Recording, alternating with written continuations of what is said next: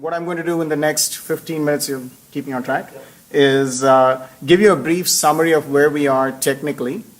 Please interrupt me if you have any questions. So we started out, our CEO Neil started out with a talk at the Lindley conference a few months ago, and we had some pretty decent progress after that. Immediately after, about 3 months ago, about a couple of months ago, we had a white paper, and where roughly the agenda for this conference builds off the white paper. The white paper is monumental. It's pretty big, and just in case, because what we ended up doing is we had a group of very nice collaborators, starting with Mark here, and Acronics, where's Quinn and a bunch of other people with Can-Do, and Jeff is not here yet, but a bunch of good collaboration on various aspects of how to make chiplets work. And we spent a decent amount of time on the motivation for chiplets, but it's not clear that we really need any more motivation for chiplets. Everybody should, we have a decent sense of why you need chiplets.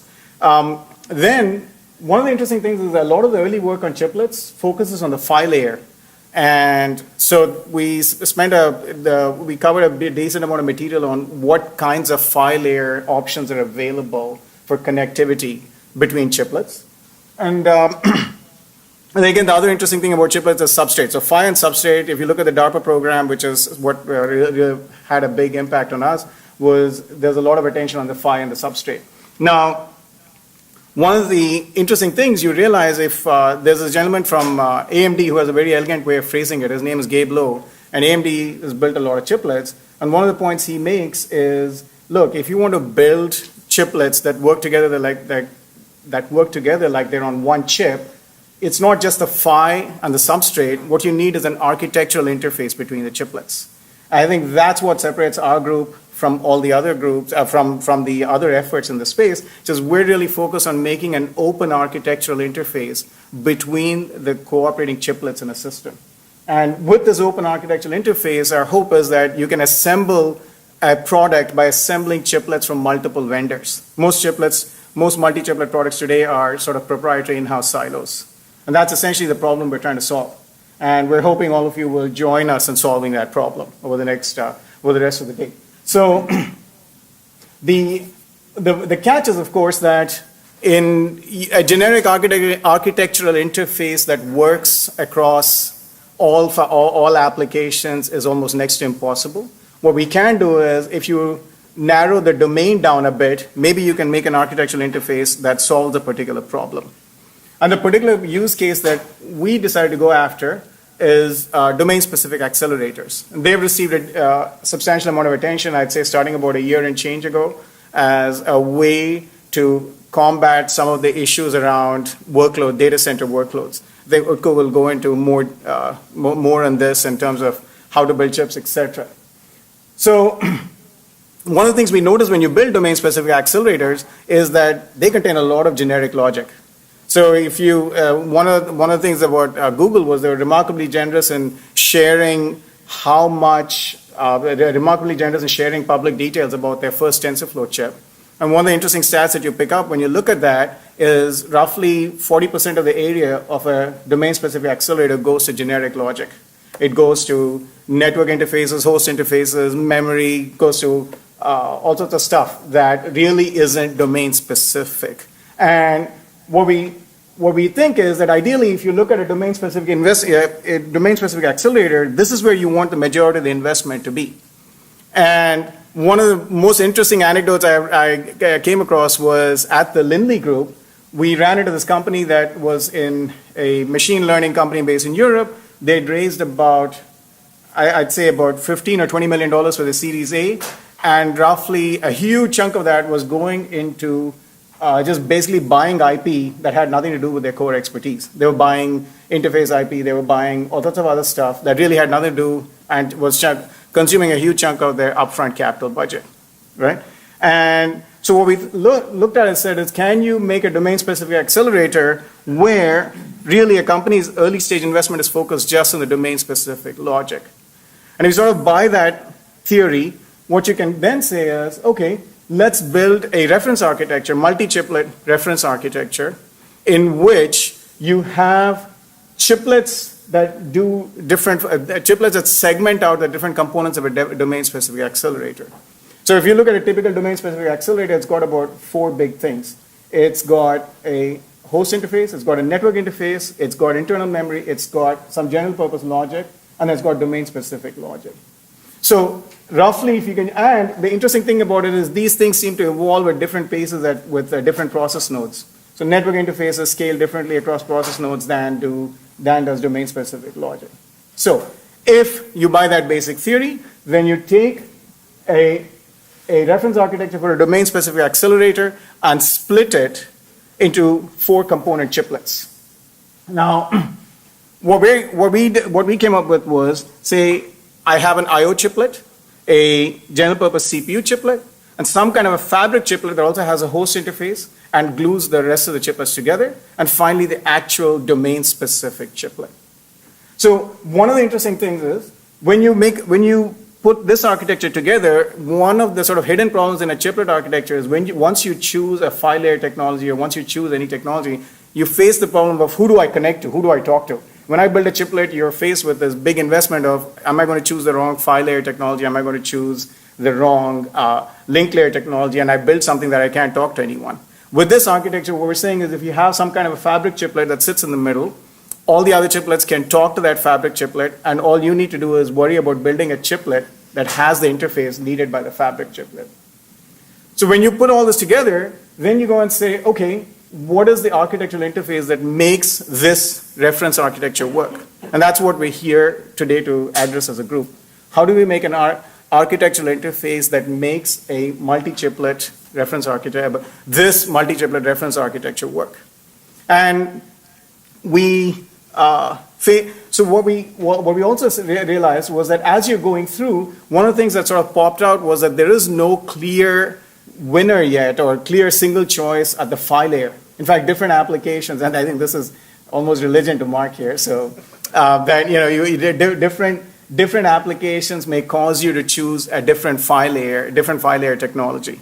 So one of the things we finally said was, okay, we need to cook up or develop a reference architecture that addresses this problem. So the stack on the right, essentially at the end of the day, when you're gluing all these chiplets together, you're making a network. So what you need is essentially an abstracted network structure between the components of your reference architecture, right? And the stack here on the right simply says, okay, like any other network, we'll have a file layer, a link layer, a network layer, and a transport layer to glue these pieces together. Except that in our case, what the architectural interface is memory. In a domain-specific accelerator, what you want is the different pieces to talk to one another, moving memory. That's your transport. Your transport layer has to move memory data from one chiplet to another. And if you want your chiplets to collaborate easily, you want an open architectural interface. You need open protocols to transport memory data. So starting from the top down, at the bottom, we have these different file layer options. You've got classic PCIe, you've got USR SerDes, or you've also got XSR, which is an OIF standard. And then my favorite, which is sometimes people just want a bunch of wires to talk to for 2 chiplets to talk to each other. AIB is closest to a bunch of wires. The catch is, if you have this different diversity in the file layer, how do you abstract it away? And somebody in our group, who is unfortunately not here, a gentleman named Brian from Can-Do, had this really clever idea of why don't we abstract it away with a pipe interface? Why don't we make every different file layer option present through a pipe interface to the upper layers? In which case, well, you can have essentially a common link layer. So if you buy that basic theory, then the architecture, your sort of fabric structure becomes reasonably clear. You've got a pipe interface for intra-chiplet connections, which is to abstract them away. You've got a link layer, intra-chiplet link layer. And inter-chiplet, you'll also have a link layer. But on top of this, abstracting away your multi-chiplet architecture, you'll have one common network layer that routes data from one part of your multi-chip architecture to another. And now you'll have to have some kind of data transport algorithms. So you'll have some kind of a memory coherence algorithm. in our case, we say, that's one of the questions to sort of discuss today. Do we use something like, the only thing we have religion on is to say, let's use something that's already developed and exists. Let's not invent something new. You have a wonderful choice of algorithms. You've got C6, you've got TileLink, or maybe something else.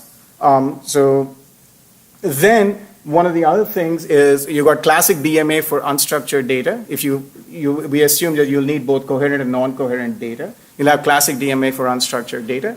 And finally, the third thing which Netronome is going to introduce is this notion of instruction-driven data transfer, which is the programmer controls data transfer over the fabric in the instruction stream. And that's a third transport mechanism on this. So fundamentally, the idea today is that let's talk about these different layers of the stack. And we want to do two things today. One is, can we build a demonstrator for the stack with parts that exist today? Not wait for a year, 18 months, but can we take today's parts, use PCIe as the glue inter-chiplet interface, and demonstrate some interesting things about how different companies can glue parts together today and build a reasonably good accelerator, build the software, build the memory transportation stack on top of these parts. And the fundamental structure we're thinking of, and one of our sessions today is organized around this, the idea of how do we do this. And most importantly, or equally importantly, can we do it in an open source environment? So we can now set this data free for other people to sort of learn and reuse whatever it is that we're building along the way. So the next part of what we want to do is actually say, can we build a prototype that is an actual reflection of the stack we have in mind?